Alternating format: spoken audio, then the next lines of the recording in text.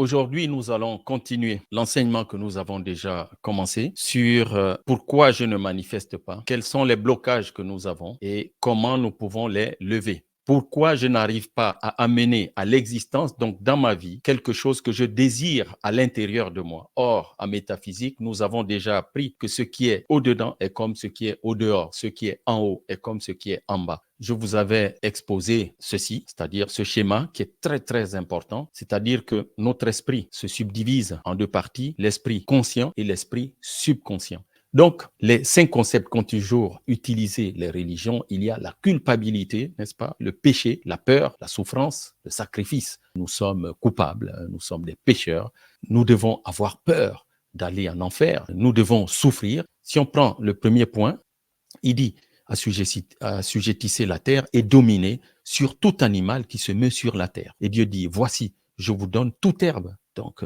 les légumes, tout arbre ayant en lui du fruit d'arbre et portant de la semence, ce sera votre nourriture. Pourquoi de la semence? Parce que lorsque vous avez de la semence d'un fruit, vous semez et ça redonne du fruit. L'Éternel Dieu forma l'homme de la poussière de la terre. Là, les choses commencent à un peu soit être étayées, soit être complexifiées, soit à manipuler. L'Éternel Dieu forma l'homme de la poussière de la terre, il souffla dans ses narines un souffle de vie et l'homme devint un être vivant. Tu as le choix entre sortir des paradigmes de la peur et embrasser les paradigmes de la prospérité. Tu as été créé à l'image et selon notre ressemblance, n'est-ce pas, a dit Dieu. Je t'ai créé à mon image et selon ma ressemblance. Et il t'a doté de la capacité de dominer sur toute la terre, sur tout animal qui se met sur la terre, que tu sois homme ou femme, puisqu'il a dit, j'ai créé homme et femme. Genèse 1, 26 et 27. Il a dit, tu as été, ce texte le dit, Genèse 1, tu as été béni par Dieu, qui t'a dit, soyez féconds, multipliez, remplissez la terre. Genèse 1, 28. Tu as été créé à l'image de Dieu, à sa ressemblance. Tu as la capacité de dominer sur toute la terre, sur tout animal qui se meut sur la terre. Tu peux manger toutes les plantes. Tout cela a été dit, n'est-ce pas? Que tu sois homme ou femme, donc sans distinction. Ce que tu penses ou crois, c'est ce qui se manifeste. Ce que tu penses ou crois, c'est ce qui se manifeste. Concernant la sexualité, nous l'avons vu, n'est-ce pas, que tu peux croire que le fait, alors que le Créateur, Dieu, t'a dit d'être fécond, de te multiplier et de remplir la terre. Tu peux croire que le fait d'avoir consommé, puisque ils associent le fait d'avoir consommé le fruit, n'est-ce pas, de l'arbre interdit, l'arbre du bien et du mal, l'arbre de vie, l'arbre de vie. Alors, comment est-ce qu'on donne la vie s'il n'y a pas ce contact entre l'homme et la femme? L'enfer, voilà un terme que les gens emploient beaucoup. Pour nous, les spirituels, l'enfer, ce n'est pas être dans un feu ardent, en train de cramer, brûler à je ne sais combien de degrés. De toutes les façons, c'est une affaire qui ne concerne pas le corps, mais l'âme, mais c'est le fait d'être loin de Dieu. C'est ça l'enfer. Les gens qui sont loin de Dieu, ce sont des gens qui, en quelque sorte, sont déjà en enfer. Le ciel, c'est être avec Dieu et non seulement près de Dieu. Il y a des gens qui sont près de Dieu, mais qui ne sont pas avec Dieu. La conscience de l'observateur, celui qui observe, affecte l'observé. C'est-à-dire que selon l'image que tu as de Dieu, hein, comme Dieu me regarde, c'est mon observateur, selon la conscience que toi tu as ou l'image que toi tu as de Dieu, eh bien, ta vie va être influencée par ce regard-là que toi tu t'es construit. Ce que tu perçois en réalité, c'est ta réalité. C'est pour cela que nous pouvons être plusieurs à regarder le même tableau, mais chacun a son interprétation.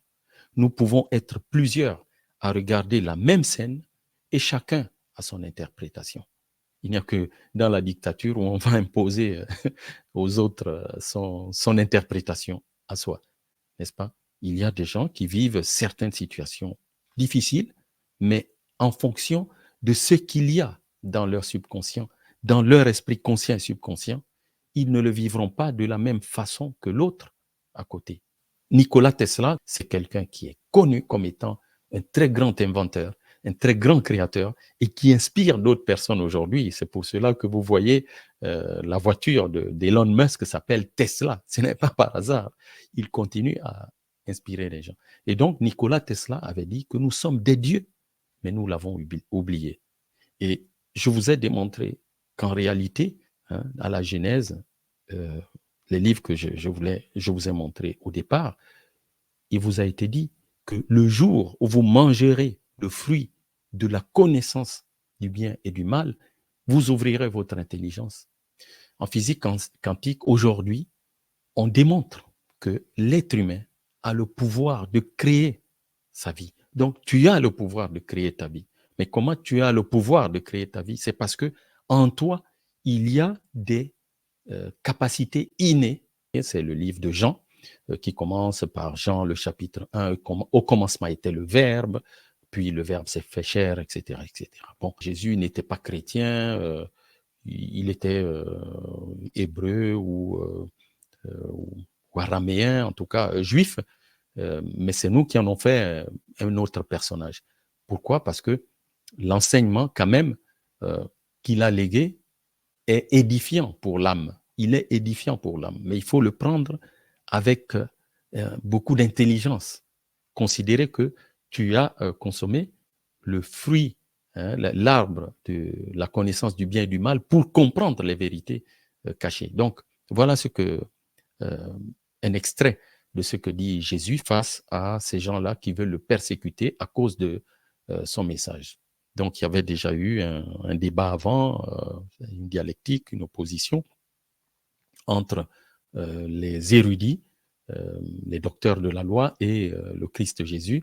Et lui leur a répondu, moi et le Père, nous sommes un. Moi et le Père, nous sommes un. Et suivez bien ce qui va se passer. Alors, les Juifs prirent de nouveau des pierres pour le lapider.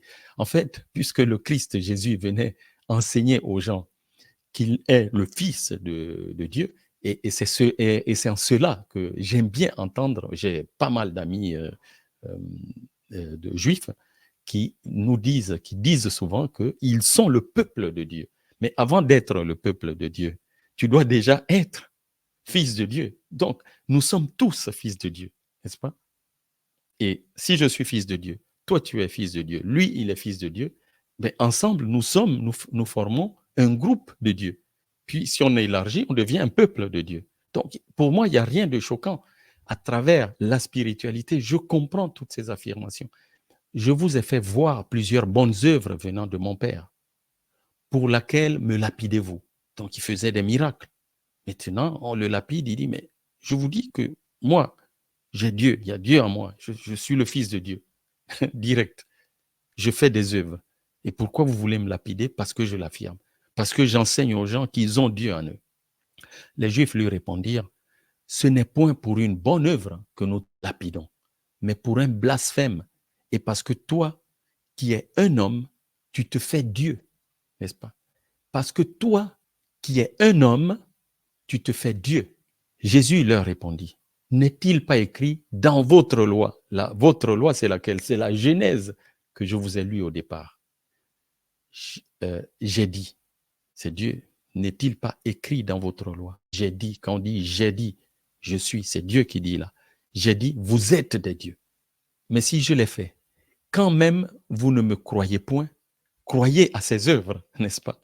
Quand même vous ne me croyez point, croyez à ses œuvres, afin que vous sachiez et reconnaissiez que le Père est en moi et que je suis dans le Père.